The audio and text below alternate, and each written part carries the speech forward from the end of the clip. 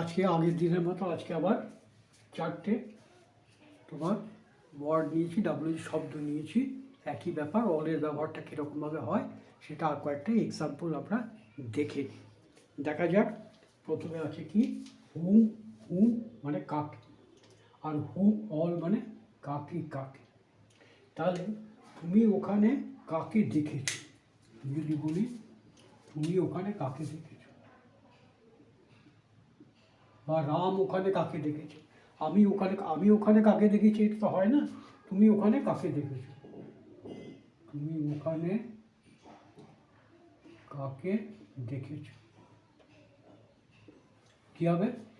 আমরা দেখেছি বলতে অতীতের কথা খেয়াল করেই বলি, পাস্ট ইনডিফিনিটি করি, এটা প্রেজেন্ট পারফেক্ট করবো না। মানে দেখেছো বলতে দেখেছিলে বোঝাতে চাইছি। তাহলে হবে whom did you see there, whom did you see there, এই হলো ইংরেজিটা। এবার আমরা বলি, কাউকে জিজ্ঞাসা করতে পারি ওখানে যে গণ্ডগোল হয়েছিল সেই গণ্ডগোলের মধ্যে তুমি কাকে কাকে দেখেছো, কাকে কাকে ওই গণ্ডগোলের মধ্যে থাকতে দেখেছো। তাহলে ওখানে কাকে কাকে দেখেছো, কাকে কাকে দেখেছো, সেখানে আমরা বলবো whom all, whom all did you there. তুমি কাকে কাকে গল্প করতে দেখেছো, কাকে কাকে, সেটা যদি বাড়াতে চাও, তুমি কাকে কাকে গল্প করতে দেখেছো, গল্প করতে দেখেছো। তাহলে whom all did you see to gossip there, তুমি ওখানে কাকে কাকে গল্প করতে দেখেছো, whom all did you see to gossip there। এবার দেখো, তুমি কাকে জিজ্ঞাসা করেছো, তুমি কাকে প্রশ্ন করেছো, কাকে জানতে চেয়েছো। এরকম যদি বলি খবরটি নিতে বলেছিলাম, তুমি খবরটা নিয়েছিলে, ওখানে গিয়ে কাকে জিজ্ঞাসা করেছো, তুমি কাকে জিজ্ঞাসা করেছো, কাকে জিজ্ঞাসা, জিজ্ঞাসা বা জিজ্ঞাসা করেছো বা করেছিলে, করেছো, করেছো বলতে করেছিলে বোঝাতে চাইছি, পাস্ট ইনডিফিনিট বলছি। যদি করেছো বলি তাহলে প্রেজেন্ট পারফেক্ট হবে, হ্যাভ আস্কড হবে, হ্যাঁ। আর পাস্ট টেন্স করলে শুধু ভার্বের সেকেন্ড ফর্মটা হবে, হ্যাঁ। তাহলে হুম ডিড ইউ আস্ক। এবার দেখো, যে বিষয় জিজ্ঞাসা করবো সেটা আমরা পরে বলতে পারি। তুমি কলমটার বিষয়ে কাকে জিজ্ঞাসা করেছিলে, কলমটার বিষয়ে যদি বলি who did you ask about the pen বলবো, অ্যাবাউট দ্য পেন এটা বলবো, হ্যাঁ। যদি বলি কোনো সার্টিফিকেটের ব্যাপারে, তাহলে whom did you ask about the certificate, বোঝা গেল। তাহলে এটা হচ্ছে রিমেনিং। এইবার দেখো, তুমি কাকে কাকে জিজ্ঞাসা করেছিলে, হুম, সেখানে আমরা বলবো কি who all did you ask.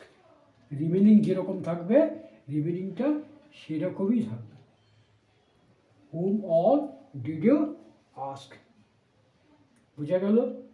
এইবার দেখা যাক আরেকটা, হুইচ। হুইচ দিয়ে কী করতে পারি,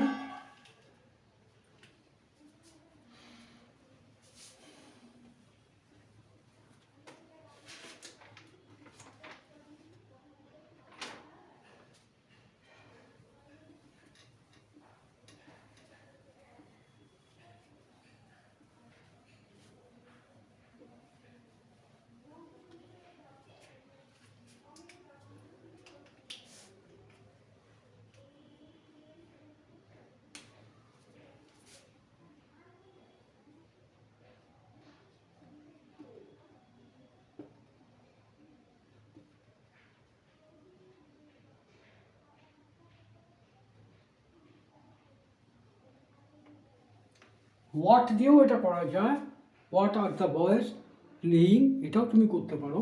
আবার ছেলেরা কি খেলছে বলি যদি আমরা বলি, কী ধরনের খেলা খেলছে, কোন খেলাটা খেলছে, ফুটবল হতে পারে, ক্রিকেট হতে পারে, তোমার ভলিবল হতে পারে, সেরকম যদি জিজ্ঞাসা করি তাহলে সেখানে কি হবে, হুইচ গেম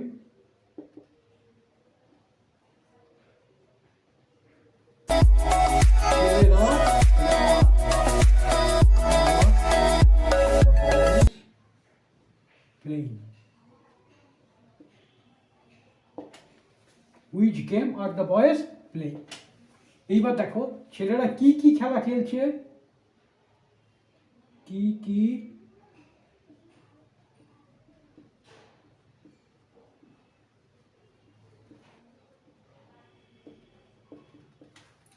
তাহলে হুইচ অল গেমস, এখানে তাহলে হবে which all games are the boys play. বুঝা গেল? হ্যাঁ, এইবার দেখো হুজ দিয়ে যদি আমরা করি,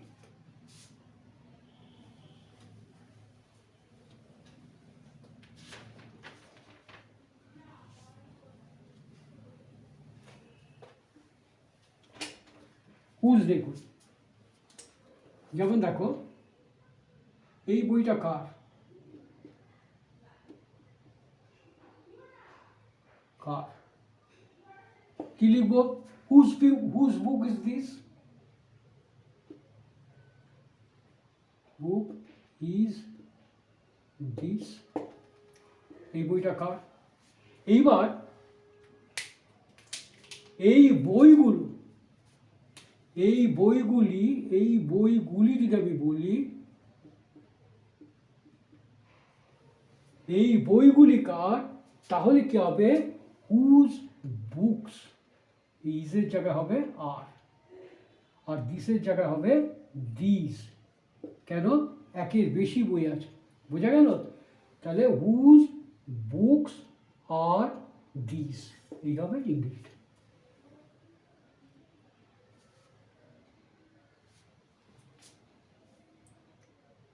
এইবার দেখো এই বইগুলি কার কার, এই বইগুলি কার কার,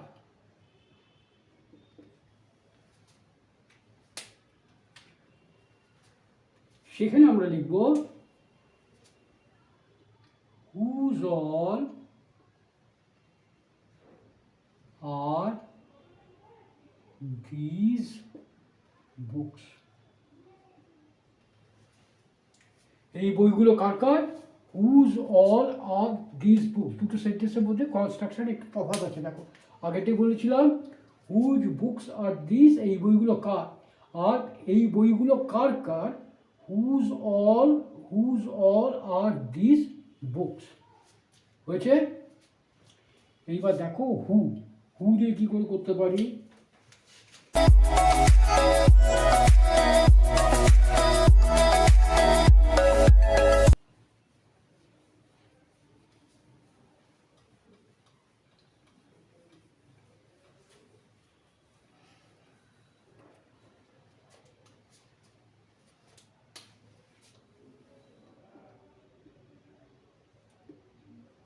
ওখানে কে গিয়েছিল, কি হবে, গিয়েছিল পাস্ট টেন্স, তাহলে হু ওয়েন্ট দেয়ার। ওখানে কে কে গিয়েছিল, ওখানে কে কে গিয়েছিল, তাহলে হু অল ওয়েন্ট দেয়ার। বুঝা গেল? এবার দেখো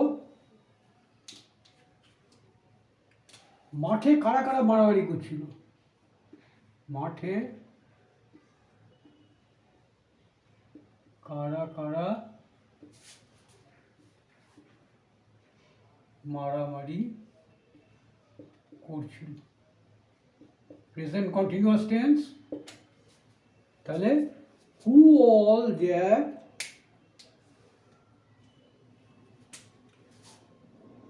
কারা কারা, who all were fighting মাঠে, in the ground.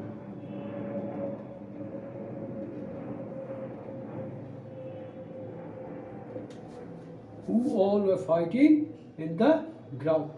বোঝা গেল? তাহলে এই কটা আজকে একটু দেখে নাও, এরপরের দিন আবার অন্য ধরনের কিছু করাও। ওকে, থ্যাংক ইউ। ও মাঠে কারা কারা মারামারি করছিল এ ছিল থাকলে পরে সেটা পাস্ট কন্টিনিউয়াস টেন্স হয়। আমি এটা বলতে গিয়ে ভুল করে ফেলে প্রেজেন্ট কন্টিনিউয়াস টেন্স করেছি। প্রেজেন্ট কন্টিনিউয়াস টেন্স কিন্তু এটা নয়, এটা পাস্ট কন্টিনিউয়াস টেন্স। দেখো লেখার সময় কিন্তু আমি পাস্ট কন্টিনিউয়াস টেন্সই লিখেছি, বলতে গিয়ে আমার এটা ভুল হয়ে গেছে। Get it corrected. ওকে।